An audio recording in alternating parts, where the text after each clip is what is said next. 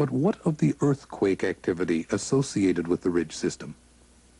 Tuzowilson provides the answer to the last part of the puzzle.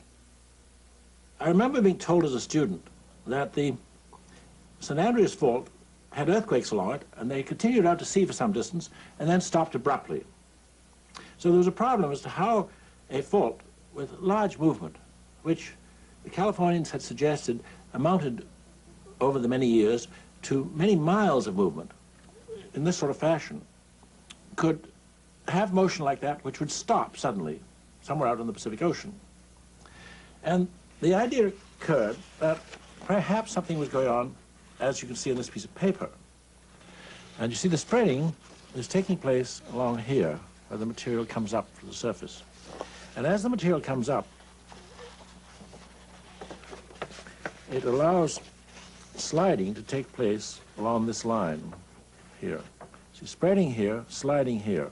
So the Pacific Plate is bounded by the East Pacific Rise, which is spreading, by sliding along the St. Andreas Fault, by another little bit of spreading off the coast of British Columbia and the state of Washington, by sliding off British Columbia, and then by subduction zones where the Pacific floor goes down under Alaska and Japan.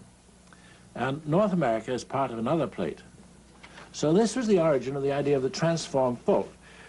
And the continents are not being carried round as ships that are driving themselves, but are drifting around on the surface of these huge plates as rafts. And the Earth's surface is divided by these active zones where earthquakes and volcanoes occur into a number of separate rigid plates. A little more mopping up with the aid of a computer, and the ancient annals of drift are recreated.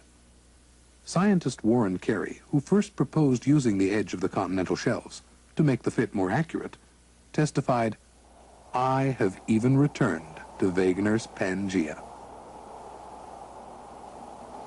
And so had they all by the end of the 60s. But a lot of people aren't happy about it because they weren't brought up with it. It's like asking a middle-aged man to change his religion, and they don't really like it. They would be delighted to see something happen that would destroy it all and go back to fixed continents.